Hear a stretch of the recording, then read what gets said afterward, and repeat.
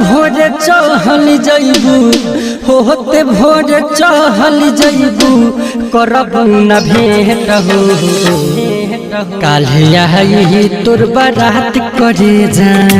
चल जइबू पिया के देश हो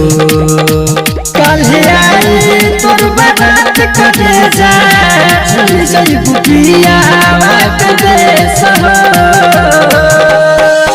होते भोरे चहल जइबू होते भोरे चहल जइबू करब न भेंट हो काल्हे आई तोर बारात करे जा चल जइबू पिया के देश हो काल्हे आई तोर बारात करे जा चल जइबू पिया के देश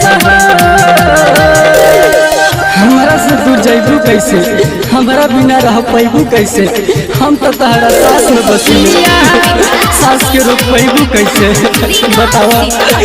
हे जा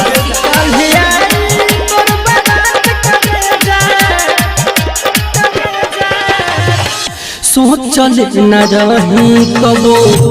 इतना सतबू खून के आंसू सोना हम के रोइबू ये जा कहे से कहलू हो बतावा सोचल न रही कबो इतना सतबू खून के आंसू करे जा हम के रोइबू जा दिल मोहरा तोड़ दिहलू कुहकता करे जहो काल्हे आई तोर बारात करे जा चल जइबू पिया के देश हो काल्हे आई तोर बारात करे जा चल जइबू पिया के देश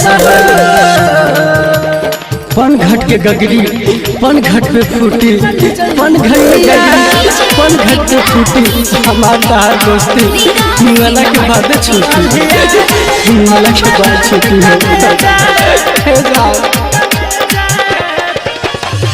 घर तू बसवलू अपन हमर घर उजाहर के चंदन अभिनाश के जिंदगी रख देलू बिगाड़ के हे जा तू ठीक ना कहलू हो करे जा घर तू बसवलू अपन हमर घर उजाहर के बबलू अभिनाश के जिंदगी रख देलू बिगाड़ के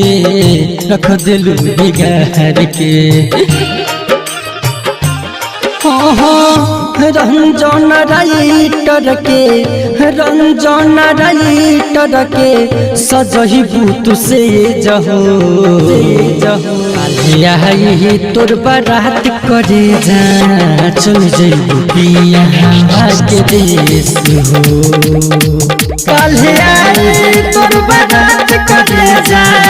चल जइबू पिया के देश हो